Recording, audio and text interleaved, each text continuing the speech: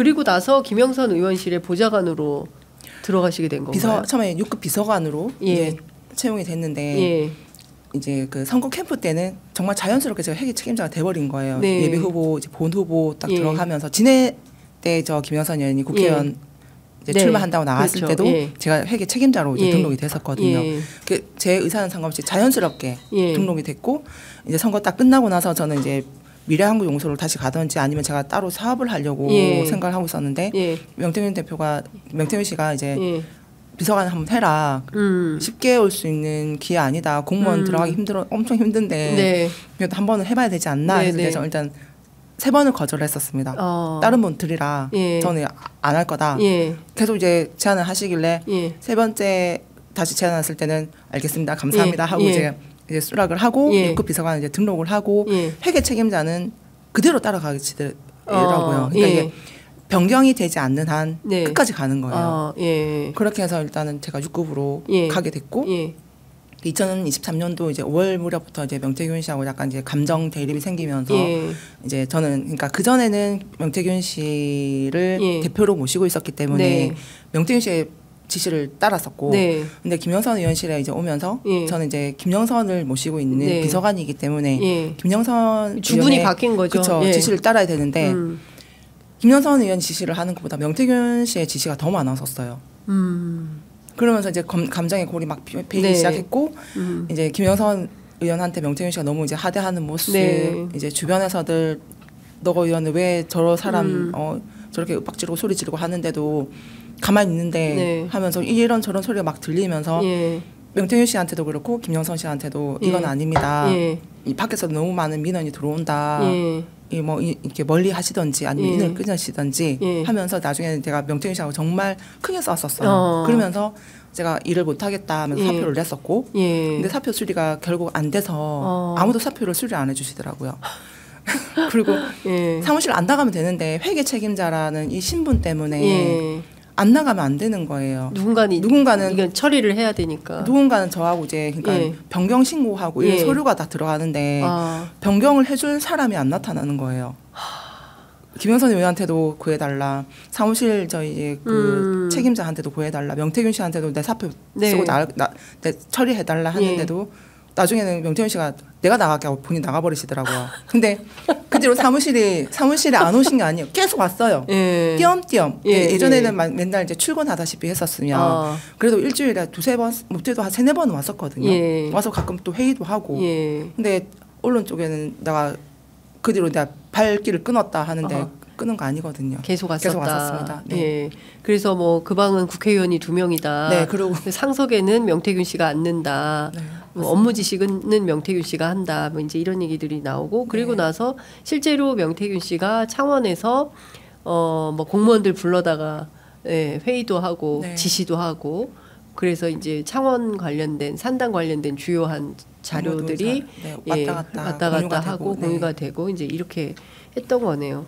종합을 해보면 그냥 여론조사 회사고 여론조사를 하고 그랬으면 됐는데 이게 김영선 의원과 만나서 정치권에 뭔가 그 영향력을 행사하게 되면서 그 명태균 씨도 좀 변화하고 그러면서 문제가 더 커지고 이랬던 측면도 있다고 보여지네요. 일단 제일 큰 게 돈 문제. 돈 문제. 그러니까 제가 이제 국회의원을 처음 모셨어요. 네. 다른 사람들은 이제 선거 일을 해줬지. 네. 선거 캠프도 김영선이가 처음이었고 예. 국회의원 밑에서 일한 것도 김영선 씨가 처음인데 예. 저는 국회의원들이 돈을 원래 안 쓰는 줄 알았어요. 처음에. 정말. 다. 예. 근데 다 이상한 사람이라 하더라고. 김영선 씨가 이상하다. 그런 사람 없다. 예. 선거가 시작되면 본인의 자산을 뭐 1억이면 1억, 예. 5천이면 5천 딱 내놓고 정치 자금에 딱 넣어놓고 예. 그렇게 선거를 시작하는데 예. 근데 지낼 때는 약간 필요한 금액을 김영선 씨가 예. 줬어요. 예. 주긴 줬는데 예. 의창구 같은 경우는 정말 1원도 안 썼어요. 김영선 씨가 1원도 안 썼어요. 1원도 안 썼습니다. 1원도 안 쓰고 선거를 했고 거기에 이제 설마 1원은 쓰지 않았을까요? 안 썼습니다. 정말 1원도 안 정말. 썼어요. 그리고 직원들한테 밥도 안 샀어요. 마지막에 이제 직원들하고 인사할 때 그때 밥 샀고. 밥은 기본인데 밥은 먹어야 되는데. 아니요, 밥도 안 샀었습니다. 그러니까 1원도 안 쓰고 선거를 치렀고 당선이 됐고 예. 그러면서 그 필요했던 이제 선거 자금은 명태균 씨가 예. 빌려오고 밀양구 용서에 돈이 들어가고. 근데 김영선 의원이 국회의원 뭐 한두 번 해본 분이 아닌데 모든 선거를 이렇게 치렀을 리는 만무하고. 근데 들리는 얘기는 네. 돈이 엄청 인색하대요. 아니 돈이 예전에 그러니까 선거를 치렀을 때도 원래 이런 들리는 스타일. 얘기 했던 예. 주변에 국회 주변에서 들리는 인연들이 얘기가. 있었던 사람들이 하시는 말씀이 본인 돈 잘 안 쓰려 그런다. 근데 자기 선거 하면서 이론도 돈을 쓰지 않는다는 건 저는. 근데 선거 보전비도 받지 않습니까 나중에? 보전 비용을 받은 거에 대해서 문제가 돼서 지금 이제 정치자금법으로 이제 갔는데 그 보전 비용이 그 예비 후보 이제 배모 씨, 이모 씨, 그렇죠. 그분들이 이제 대선 때 독립 자금으로 돈을 넣었던 거 거기에 대해서 이분들이 공천을 못 받게 되니까 다시 돌려달라 해가지고 이제 일부가 저희 이제 보전 비용에서 나갔던 부분인데 이 금액도 명태균 씨하고 김영선 씨가 다 아는 부분이에요. 지출했던 부분도 본인들이 지출해라 했기 때문에 나갔던 건데 지금 다 모른다 하잖아요. 저 알아서 뭐 독단적으로 저를 했다 하는데 그러니까요. 제일 처음에 선관위 진술했을 때 본인들이 요청했던 내용이에요. 진술이 네가 알아서 처리했다 하자. 밀양구 용서에 이제 빚이 있어서 그걸로 이제 보전비용 들어온 걸로 내가 선거 비용에 김영선한테 돈을 빌려줬기 때문에 그 돈을 내가 갖고 갔고 그걸로 내가 밀양구 용서 빚을 대신 갚아줬다 해라. 이렇게 진술을 희망했던 거를 지금 본인이 얘기를 하고 있는 거예요. 그게 일종의 진술 강요에 해당하는 건 아닙니까? 그쵸. 거기에 해당되고 저보고 이제 다 덮고 가라.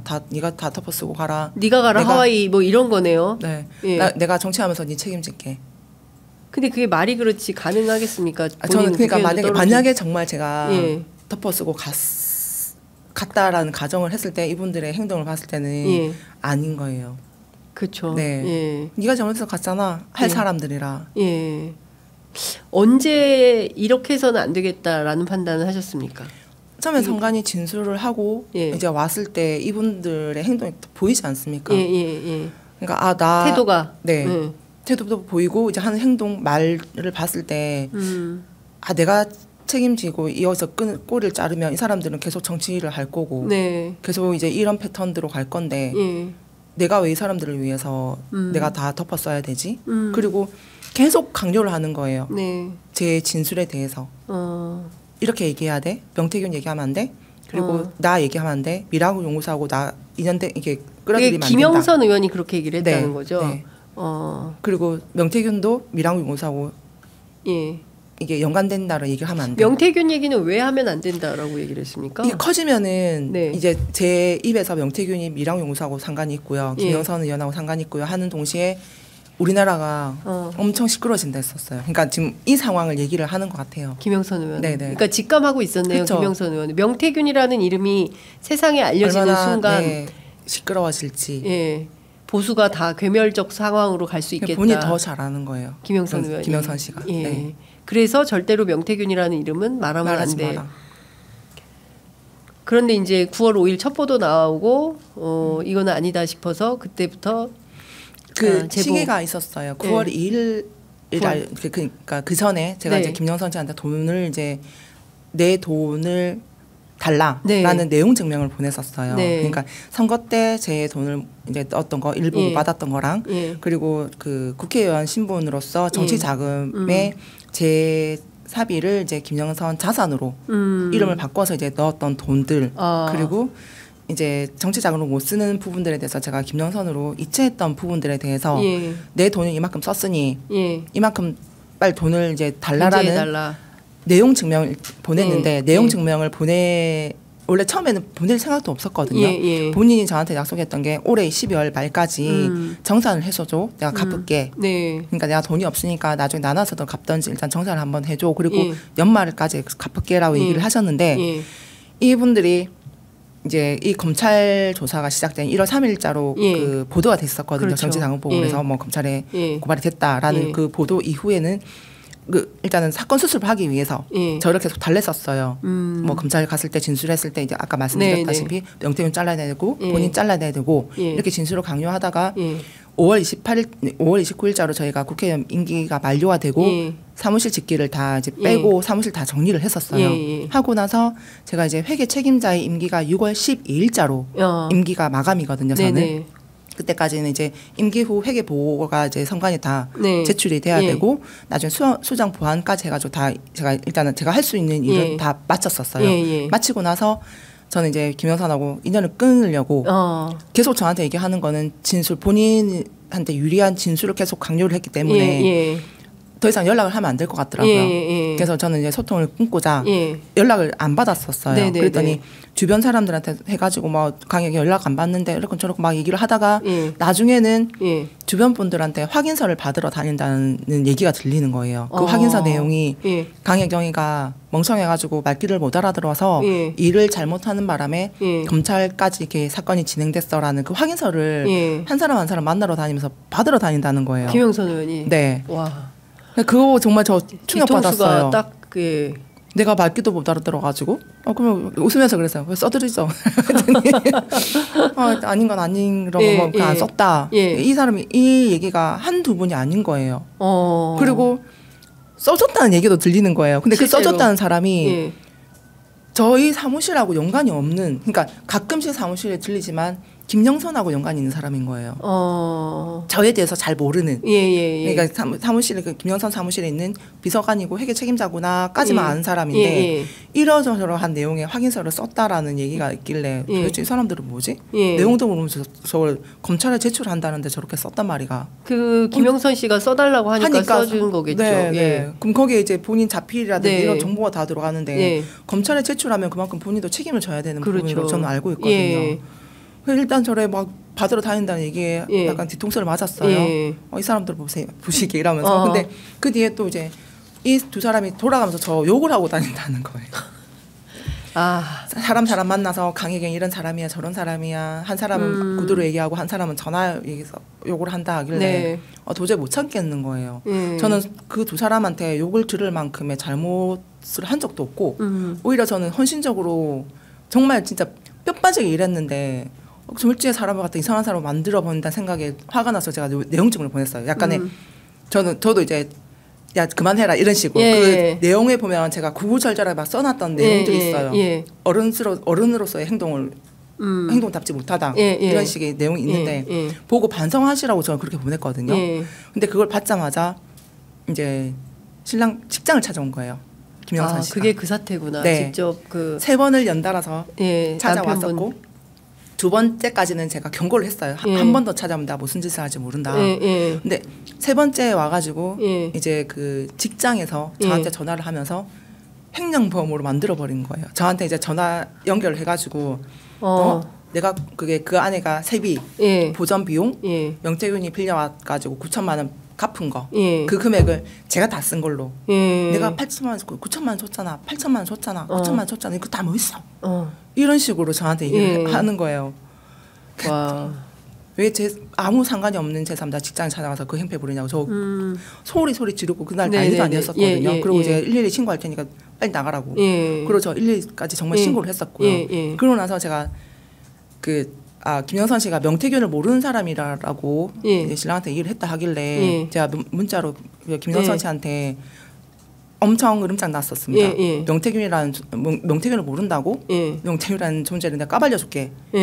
딱 그러고 이제 그날 이제 끝났어요. 그러고 나서 밤에 저한테 전화가 왔는데 김영선 씨가 혜경 우리 만나서 저번 얘기를 하자는 거예요. 그때서야. 그래서 저는 이제 얘기할 생각도 없고 법정에서 봅시다. 하고 전화를 끊었어요. 끊고 나서 정말 며칠 안 있다가 뉴스 토마토에서 그 보도가 터져버린 거예요. 저하고는 상관없이. 그냥 김영선 입장에서는 제가 터뜨린 걸로 아는 거예요. 사람들이 전부 다 전지 아는 거예요. 정말. 전혀 다른. 그건 이준석 의원 말인데. 이준석 의원과 천하람 의원 말인데. 정말 주변 사람들이 제가 터뜨리는 걸 알고 이러면 안 되지 이러면서 저 아니에요. 그게 이제 발단이 돼서 뉴스토마토하고 인연이 맺어지게 된 거군요. 그때 이제 그 보도가 나와서 엄청 많은 기자들이 연락을 주셨는데 뉴스토마토 문자 보고 제가 그 최신영 부장님한테 제가 연락드렸어요. 만나자고. 그랬습니다. 정말, 그래서 이게 좀 그 사건이 시작으로 지금 여기까지 그렇군요. 왔습니다.